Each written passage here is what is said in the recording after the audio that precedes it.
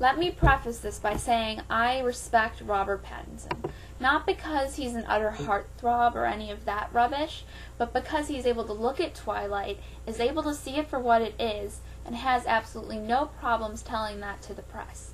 He gets frightened by the bitey fangirls and doesn't bother to wash his hair if he doesn't feel like it, according to one interview I saw a few years back.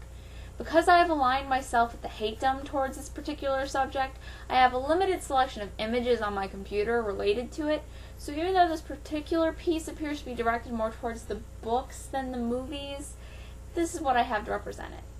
As for Twilight itself, I tend to regard it as being on the same level as fan fiction when it comes to both quality and content.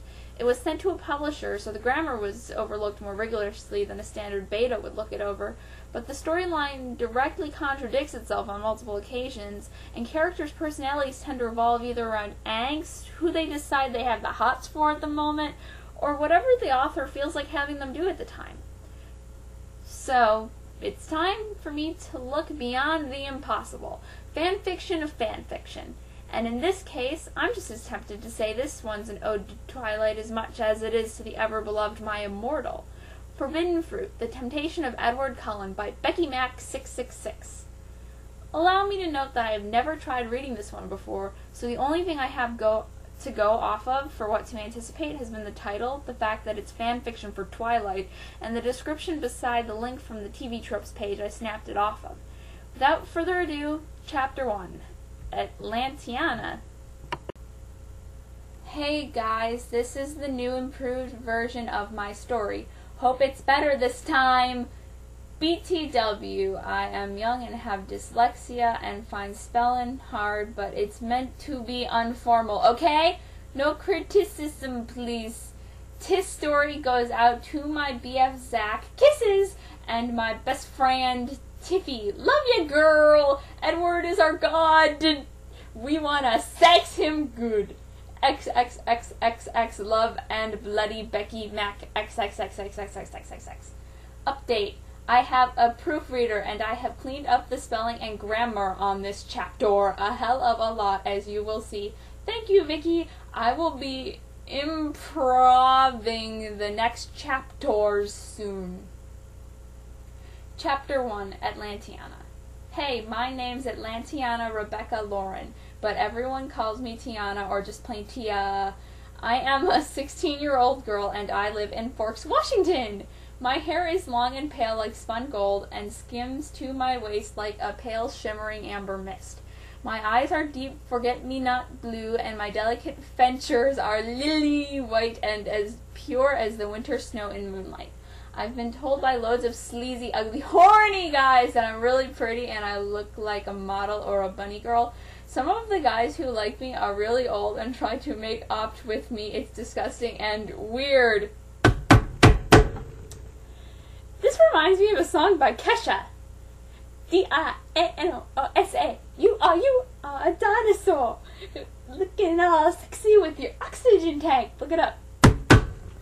But basically a lot of the girls I meet tell a different story. They say I'm too ivory white and ethereal and too skinny and that I look anorexic, which I don't care about, but I think it's seriously disrespectful to people with real eating disorders.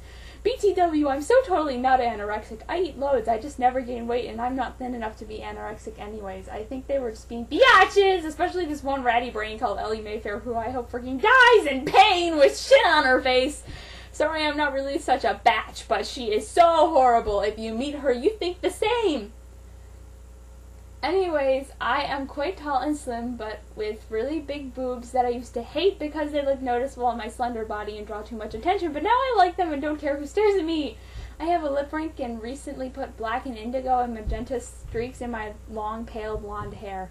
I smell like mint and cinnamon. I wear mostly black and hot pink, deep purple, and neon blue and listen to cool music.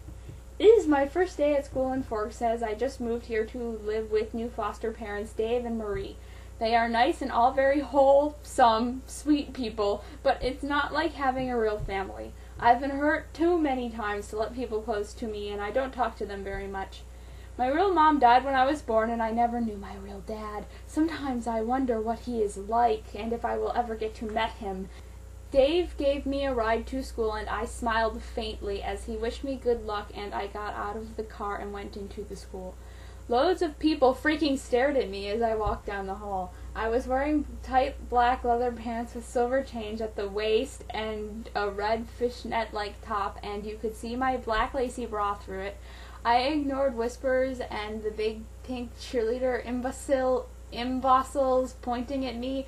I was used to it, and I paid no attention to the guys asking desperately for my number. Like hell, I'd even look at the horny little donkeys, and told a ditzy blonde cheerleader called Jessica to STFU! Exclamation point, exclamation point, exclamation point. When she called me a freak! Next time she tries anything, I'll hit her in the eye, 'cause no one messes with me anymore. My first day I was really bored. I sat gazing out of the window into the gray cloud-embittered sky for most of the morning. My teachers all looked at me disapprovingly, but said nothing because they probably knew I was a foster kid and a gothic and didn't want to upset me in case I cut them off as they slept. My ears are pierced 4 times. I have a tattoo of a scorpion, like S, my birth sign, on my ankle, and a gothic cross on my shoulder, and on my hand I have a weird birthmark in the shape of a 7-pointed star that I've had all my life. You're probably wondering why I'm bothering to tell you this. Well, I tell you now, I am no ordinary 16-year-old girl. I have a secret. A dark and forbidden secret, which I am only just beginning to understand. When I sleep, I hear whispers in another language, and even though I understand them at the time, when I wake up, I can't remember it! I also see weird faces in my dreams that fade to nothingness when I open my eyes, and I swear out the corner of my eye, my birthmark glows shocking bright and gold and gets really hot sometimes, but when I look properly, it is back to normal boarding scar color. I am really graceful, like the running antelopes, when I run very fast and am stronger and faster than most people. I used to just think I was really athletic, but now I'm not so sure. I think there might be something else at work, something so much more mysterious and eerie.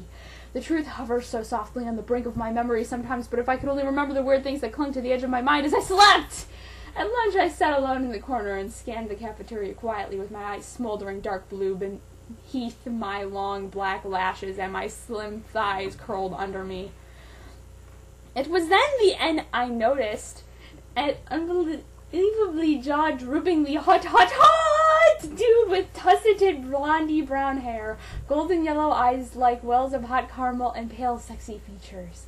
He was tall and muscle and looked like he was wearing eyeliner, and my body got hot and cold all at once as I looked at him. I'd never felt this way about anyone before, and I totally never felt this weird feeling that I'd met someone before, but I had no idea where, and I knew it was impossible because I'd freaking remember someone that hot. A girl sat next to him with long brown hair with her arms stripped over him like a freaking flesh-eating plant, so I thought, well, whatever, he's taken.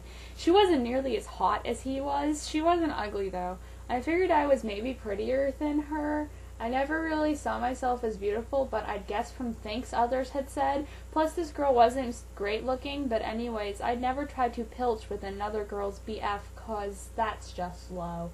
So I got up to leave the hall, thinking I'd go and smoke some ball drugs in the locker room while no one was there.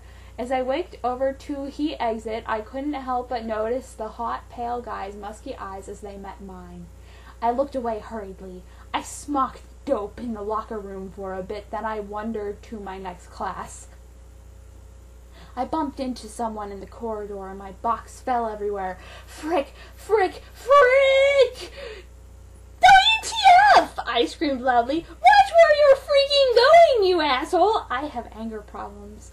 I'm so sorry, he said in a voice like wet heaven. Please forgive me, my lady. It was the hot pale guy!